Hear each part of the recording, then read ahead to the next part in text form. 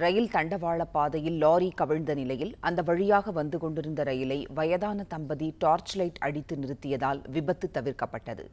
கூடுதல் விவரங்களை தருகிறார் எமது செய்தியாளர் இசக்கிராஜன். இசக்கிராஜன், வணக்கம். டார்ச் லைட் அடித்து ரயிலை நிறுத்தினர் வயதான தம்பதி, விவரம் என்ன சொல்லுங்க? வணக்கம். தமிழக கேரள எல்லையான தென்காசி மாவட்டம் புளியரை எஸ்வலை பகுதி வழியாக நேற்று இரவு 12:35 மணி அளவில் லாரி ஒன்று கேரள மாநிலத்திலிருந்து தூத்துக்குடி பகுதிக்கு புரையூட்டி ஏற்றி வந்து கொண்டிருந்தது. அப்பொழுது அந்த லாரியை முக்குடல் பகுதியைச் சேர்ந்த மணிகண்டன் என்பவர் ஓட்டி வந்துள்ளார். அவருடன் கிளீனர் பெருமாள் என்பவர் இருந்து வந்துள்ளார். இந்த நிலையில் லாரி வளைவில் திரும்பும் பொழுது எஸ்வலை பகுதியின் மேற்பகுதியில் உள்ள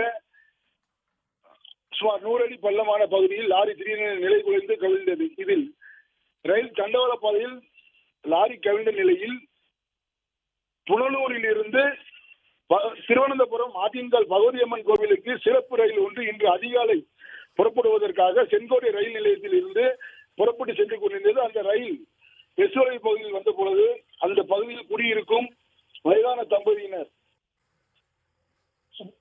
சண்முகையா மற்றும் வடக்குத்தம்மாள் மற்றும் அதே பகுதியைச் சேர்ந்த சுப்பிரமணி ஆகிய 3 பேர் லாரி விழுந்த சத்தத்தை கேட்டு உடனடியாக டார்ச் லைட்டை எடுத்துக்கொண்டு ஓடி லாரி ட்ரெயினை எஸ்வலை பகுதியில் நிறுத்தினர்.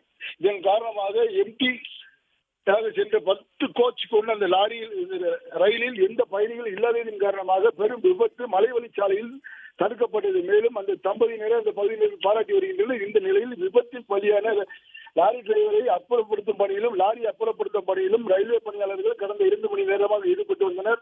தற்பொழுது லாரி ஓட்டுநரை மீட்கப்பட்டுள்ளார். அவர் உடல் 3 துண்டுகளாக சிதறிய நிலையில் அவர் மீட்கப்பட்டுள்ளார். மேலும் சென்னையில் இருந்து கொல்லம் செல்லும் விரைவு ரயில் செங்கோட்டை ரயில் நிலையத்தில் கடந்த 2.5 மணி நேரமாக நிறுத்தி வைக்கப்பட்டுள்ளது. மேலும் இந்த சிறப்பு ரயிலும் நடுவரில் நிறுத்தி வைக்கப்பட்டுள்ளது. இதன் காரணமாக புனலூரில் இருந்து ஆதின்கால் பகவதியம்மன் கோவிலுக்கு செல்லும் பயணிகளும் பரிசீலித்து வருகின்றனர். சென்னை கொல்லம் ரயிலிலும் ஏராளமான பயணிகள் செங்கோட்டை ரயில் நிலையத்தில் தவிர்த்து வருகின்றனர். இதன் காரணமாக பரபரப்பான சூழல் இரு மாநில எல்லைப் பகுதியில் நீடித்துள்ளது.